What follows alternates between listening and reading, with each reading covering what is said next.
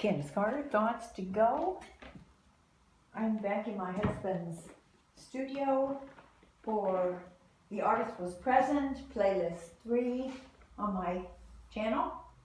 And I am speaking of the second carton, we say, study done one-to-one, which Tudilo later used to paint on the wall of the church in Baden-Baden-Ebersteinburg, the life of Saint Antonius.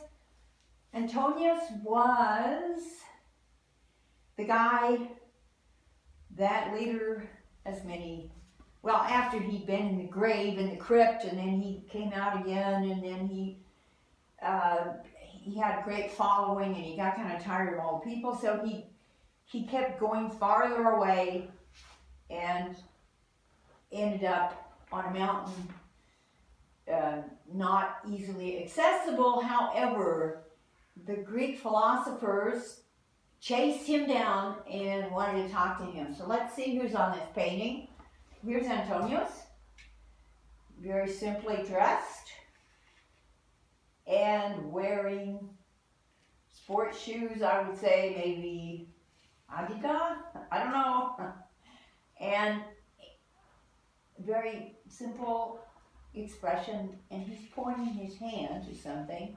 Now, if you would see this standing in front of the painting on the wall of the church, this would be the right, and he's pointing to the middle, which is going to be, oh, that's great, I didn't realize that. Even here, he's pointing to the next picture of Tudilo, which goes right to the cross. That's interesting. But on that painting, that's what he's doing. Now, he is not, there's a lot of people in this painting. For example, let's go over the other side.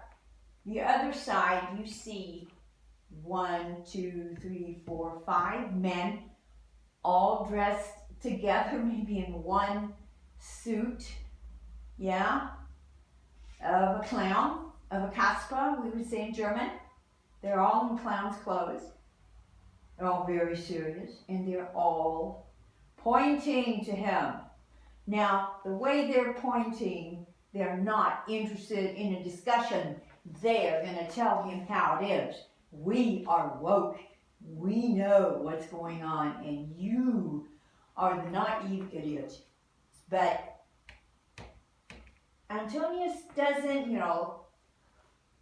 do anything. He doesn't react to them. He just points to the cross. He says, that's where the answers are.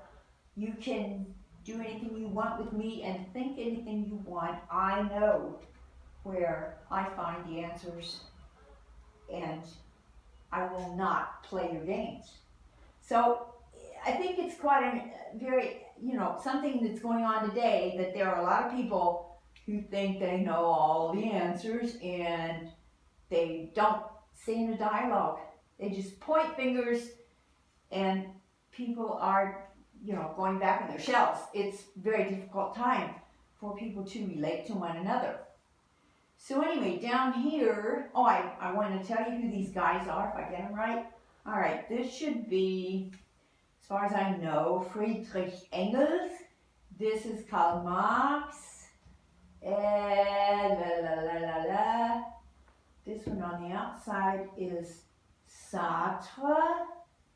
This one is the philosopher Feuerbach, and this is Goethe, I think. Now, he didn't make a point of making them so, that everybody knows who they are, but because he didn't want to say just these guys, but he wanted to use men who were questioning.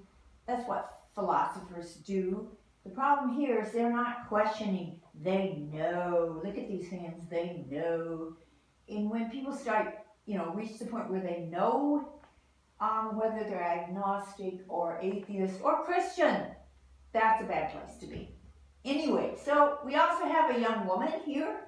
She's kind of sitting in a cramped position with heavy boots that weigh her down on a globe. She's sitting on a globe. Now that's kind of not a real secure place to sit. Besides the globe down here, all the countries are beginning to open into her, into here, which the clown philosophers are sitting on the world, which is another symbol. This is the chessboard is also a symbol of the world, as is the globe, and the globe is breaking into this symbol, melting into this, melting into them. It's melting into their feet, but that's about the only thing there's contact with. It's melting in to her body, really, at a very important point.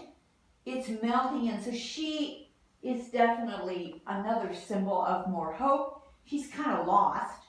She's lost in her questions, her esoteric, her wanting to do everything right for nature, her wanting to do, all the good things, but she's still caught up in consuming. She's caught up in ideas. She's just kind of lost. She's the lost girl. But she has decided, now she in the painting, in Abraham board, she looks at us. She's looking to elsewhere for hope, for someone to tell her, what the fuck to do. And she thinks she's found it here. See, she's going to adore St. Antonius, but she needs a guru, and she's found him. She thinks she is. He is not. He doesn't play it. He doesn't play what the philosophers want. He will not do what she wants. To both them, one, the criticals, the other ones that just are just adoring. He says, hey, it's not me. Get out and keep moving on to the cross. This is his belief. This is what he lives by.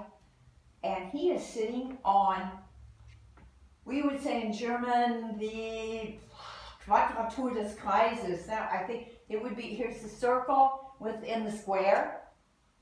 The circle is still the symbol of the world, but it's broken. It's broken off the edges, and it's become complete in the circle. So he's sitting on the earth and the heavens at the same time. He does not hate the world. He does not give up the world. He just says, my position is here if I want to do something for the world. And I point to the one that does the most. If I am a believer, if I'm a Christian, this is my position.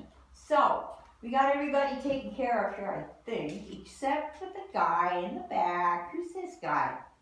There's this guy in the back sitting here reading a book. It's a green book. That's nice. You can see him. He also has the world. He doesn't have the clown suit, so he's not these guys, but he's not this girl. Actually, he could care less. He is reading his own books. He thinks he's written really good theological things. And so he doesn't have to, get involved with any of these other characters. He doesn't have to get involved with go to the cross. He has the answers. He has them in a different way than the philosophers have them.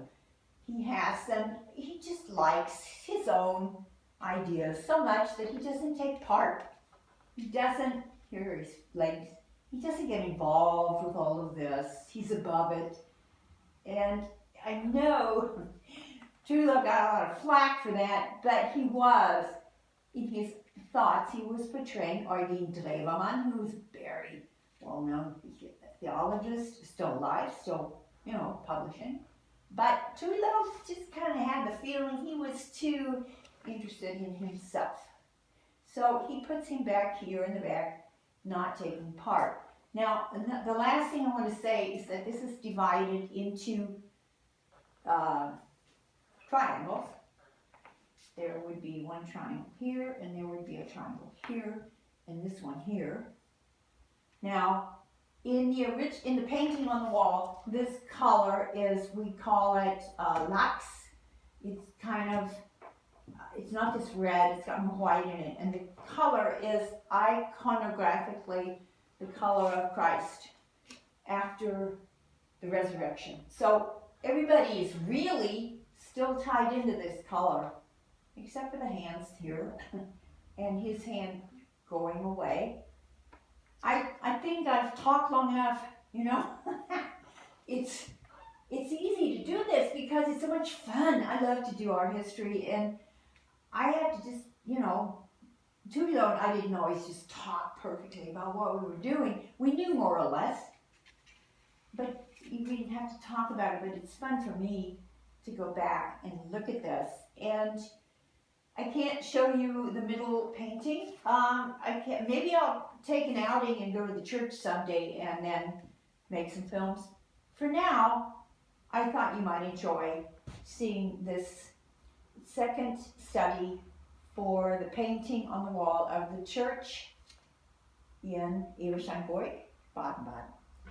So I hope you enjoyed it. I had fun making it. Now I have to get back over here and turn it off and say bye-bye.